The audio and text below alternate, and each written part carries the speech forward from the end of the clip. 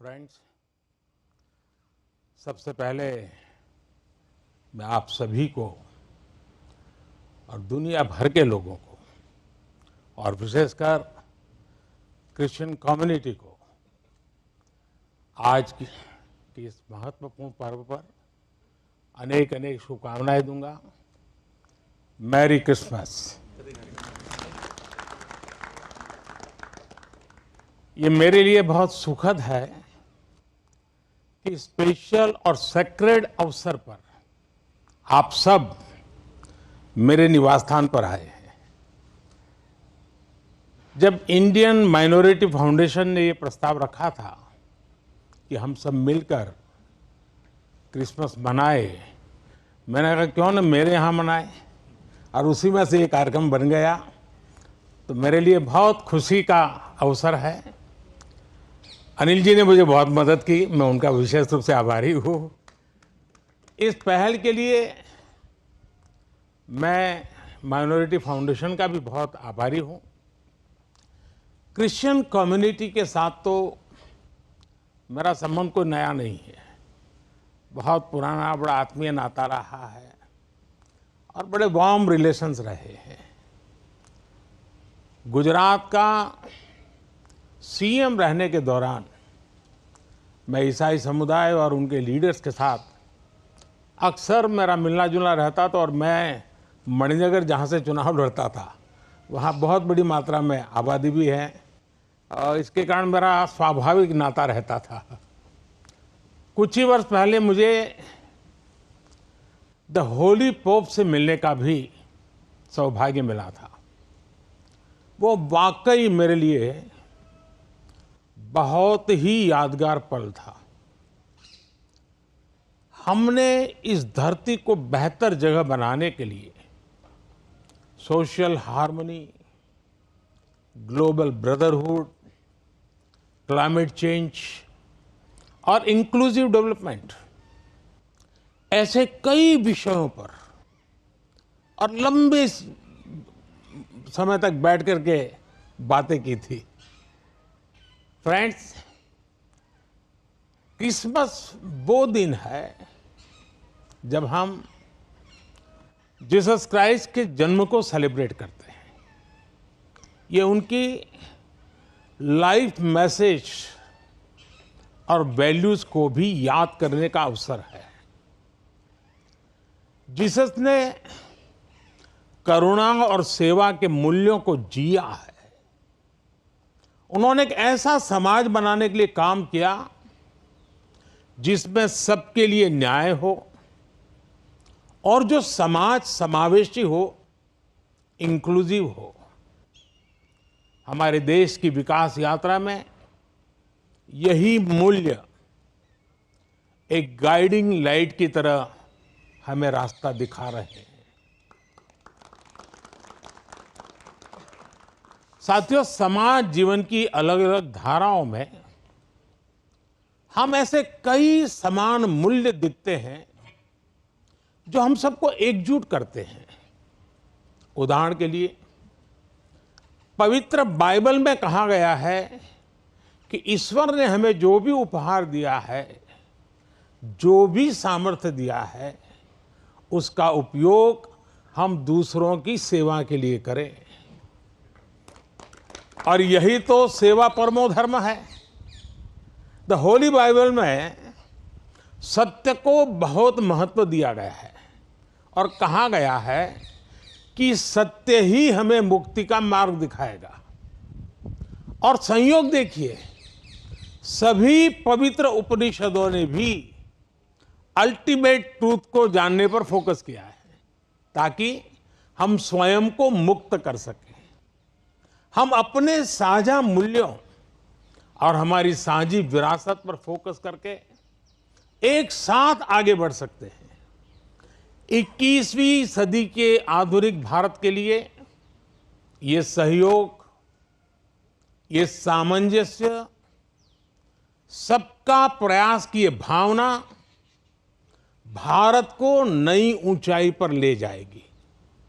साथियों, the Holi pope ने अपने एक क्रिसमस एड्रेस में ईसा मसीह से प्रार्थना की थी कि जो लोग गरीबी खत्म करने में जुटे हैं उन्हें उनका आशीर्वाद मिले। वो मानते हैं कि गरीबी व्यक्ति की गरिमा को चोट पहुंचाती है। द होली पोप के इन शब्दों में उसी भावना की झलक है जो विकास के लिए हमारे मंत्र में है। हमारा मंत्र है सबका साथ, सबका विश्वास, सबका विकास, सबका प्रयास। सरकार के तौर पर हम ये सुनिश्चित कर रहे हैं कि विकास का फायदा हर किसी तक पहुंचे और कोई इससे अछूता न रहे। ईसाई समुदाय के कई लोगों तक, विशेषकर गरीबों और वंचितों तक भी आज देश में हो रहे विकास का लाभ पहुंच रहा है। मुझे याद है जब हमने फिशरीज के लिए अलग मंत्रालय का गठन किया तो ईसाई समुदाय के बहुत सारे मछुआरे भाई बहन हमारे इस कदम की सार्वजनिक रूप से सराहना करें, मेरा भी सम्मान किया, मुझे बहुत अभिनंदन किया। साथियों, क्रिसमस के इस अवसर पर मैं देश के लिए, क्रिश्चियन कम्युनिटी के लिए एक बात जरूर योगदान करूंगा कि आपके योगदान को भारत गर्व से स्वीकार करता है। ईसाई समुदाय ने फ्रीडम मूवमेंट में महत्वपूर्ण भूमिका निभाई है। फ्रीडम स्ट्रगल में क्रिश्चियन कम्युनिटी के कई थिंकर्स और लीडर शामिल थे। गांधी जी ने स्वयं बताया था कि नॉन कोऑपरेशन मूवमेंट की परिकल्पना सेंट स्टीफेंस कॉलेज के प्रिंसिपल सुशील कुमार रुद्र की छत्रछाया में रची गई थी। साथियों, ईसाई समुदाय ने समाज को दिशा देने में निरंतर महत्वपूर्ण भूमिका निभाई है। समाज सेवा में क्रिश्चियन कम्युनिटी बढ़ चढ़कर हिस्सा लेती है और आपकी कम्युनिटी गरीबों और वंचितों की सेवा के लिए हमेशा आगे रहती है। एजुकेशन और हेल्थ केयर जैसे महत्वपूर्ण क्षेत्र में आज भी पूरे भारत में ईसाई समुदाय के संस्थान बहुत बड़ा योगदान दे रहे हैं। फ्रेंड्स, 2047 तक विकसित भारत बनाने का जो लक्ष्य है, इस लक्ष्य के साथ हम अपनी विकास यात्रा को तेज गति से आगे बढ़ा रहे हैं, लगातार कोशिश कर रहे हैं।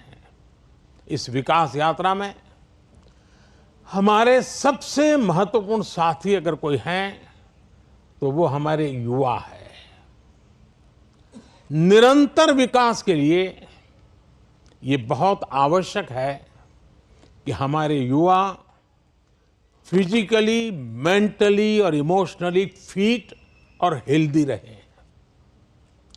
इस उद्देश्य से चलाए जा रहे कई अभियान जैसे फिट इंडिया, मिलेट्स का उपयोग, न्यूट्रिशन पर फोकस, मेंटल हेल्थ के प्रति जागरूकता और ड्रग्स के खिलाफ अभियान जन आंदोलन बन चुके हैं।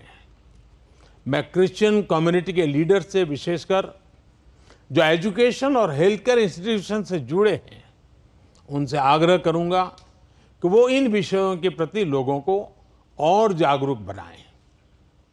साथियों, क्रिसमस पर गिफ्ट्स उपहार देने की परंपरा है। मुझे भी बहुत ही पवित्र तोहफा मिला अभी और इसलिए इस अवसर पर हम ये विचार करें कि कैसे हम आने वाली पीढ़ियों को एक बेटर प्लेनेट का उपहार दे सकते हैं। सस्टेनेबिलिटी आज के समय की जरूरत है। लिविंग ए सस्टेनेबल लाइफस्टाइल, ये मिशन लाइफ का सेंट्रल मैसेज है। एक ऐसा इंटरनेशनल मूवमेंट है जिसका नेतृत्व भारत कर रहा है। ये अभियान प्रो प्लैनेट पीपल को प्रो प्लैनेट लाइफस्टाइल अपनाने के लिए प्रेरित करता है। और भी संपत जी ने जो छोटी किताब में ग्रीन कलर लाने के लिए कहा है ना, उसका यही भी एक रास्ता है। और उदाहरण के लिए रीयूजिंग और रिसाइकलिंग, बायोडिग्रेडेबल मटेरियल्स का इस्तेमाल, मिलेट्स श्री अन्न को अपनाना, मिनिमल कार्बन फुटप्रिंट वाले उत्पादों को खरीदना, ऐसी कई चीजों को हम अपनी डेली लाइफ का हिस्सा बना सकते हैं और बड़ा बदलाव ला सकते हैं। और मैं मानता हूं क्रिश्चियन कम्युनिटी जो इतनी सोशली कॉन्शियस होती है, वो इस मिशन में प्रमुख भूमिका निभा सकती है, नेतृत्व कर सकती है। साथियों, एक विषय वोकल फॉर लोकल का भी है। जब हम स्थानीय उत्पादों को बढ़ावा देते हैं, जो हम भारत में बनी वस्तुओं के एम्बेसडर बनते हैं, तो ये भी तरह से देश सेवा ही है। वोकल फॉर लोकल के मंत्र की सफलता से देश के लाखों लाख छोटे उद्यमियों को उनका रोजगार जुड़ा है, स्वरोजगार जुड़ा है। और इसलिए मैं क्रिश्चियन कम्युनिटी के लोकल के लिए और वोकल बनने के लिए आप सबका मार्गदर्शन उनको मिलता रहे, ये मैं जरूर आग्रह करूंगा। साथियों, एक बार फिर हम कामना करते हैं कि फेस्टिव सीजन हम एक राष्ट्र के रूप में और मजबूत करें, सभी देशवासियों को और करीब लाएं। ये त्योहार हमारी डाइवर्सिटी में हमें एकजुट रखने वाली बॉन्डिंग को मजबूत करें। आप सबको मेरी तरफ से फिर से बहुत बहुत शुभकामनाएं हैं। और आप सब समय निकाल करके आए, और आप मुंबई से स्पेशली उस आयु में भी दौड़ करके आए। वैसे मुझे आप में से कईयों के निरंतर आशीर्वाद मिलते रहते हैं, मुलाकात, मार्गदर्शन मिलता रहता है, लेकिन आज सबको एक साथ मिलने का मौका मिला। मैं फिर एक बार आपका धन्यवाद करता हूं। मैं इन बच्चों का विशेष रूप से आभार व्यक्त करता हूं कि उन्होंने आज के हमारे इस पर्व को अपने स्वर से, अपनी भावनाओं से और मजबूत बनाया है। इन बच्चों को मेरा बहुत बहुत आशीर्वाद, धन्यवाद।